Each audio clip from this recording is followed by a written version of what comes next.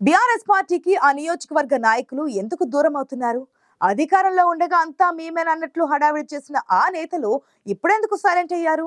పోతే అధికార పార్టీలోకి వెళ్ళండి, లేదంటే లోకల్ గా రాజకీయాలు చేయకండని అనుచరులకు సలహాలు ఇవ్వడం వెనుక ఆంతర్యం ఏంటి?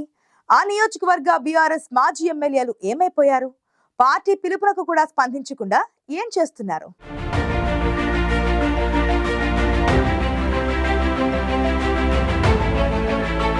ఖమ్మం జిల్లా వైరా నియోజకవర్గ రాజకీయం ఎప్పుడూ విచిత్రంగానే ఉంటుంది. అక్కడ ఒకసారి గెలిచిన ఎమ్మెల్యేలు మళ్లీ ఓడిపోతే, టికెట్ రాకపోతే నియోజకవర్గానికి దూరం అవడం ఆనవాయితీగా మారిపోయింది.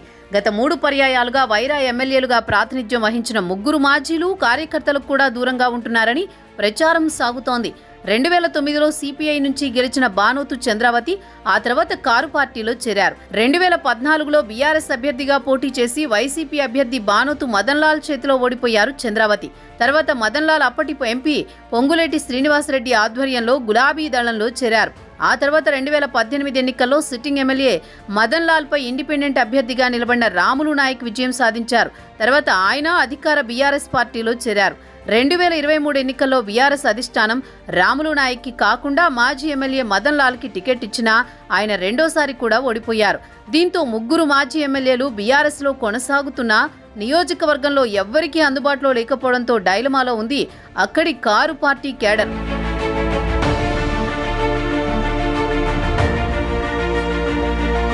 గతంలో వైరా మాజీ ఎమ్మెల్యేలు రాములు నాయక్, మదన్లాల్ పార్టీలో వర్గాలను ప్రోత్సహించేవారన్న అభిప్రాయం బలంగా ఉంది.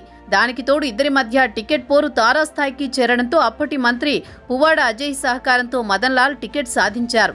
అయితే ఎన్నికల్లో ఓడిపోయాక మళ్లీ నియోజకవర్గం వైపు కన్నెత్తి చూడలేదట మాజీ ఎమ్మెల్యే. తమను వాడుకుని ఎన్నికలయ్యాక మదన్లాల్, రాములు నాయక్ ఇద్దరూ మోహం చాటేశారని కింది స్థాయి కార్యకర్తలు లాబోదిబోమంటున్నారట. మరోవైపు చంద్రావతి అప్పుడప్పుడు వైరాకి రావడం, హడావుడి చేసి వెళ్లిపోతుండటంతో బీఆర్ఎస్ క్యాడర్కి ఎవరూ అందుబాటులో లేకుండా పోయారు.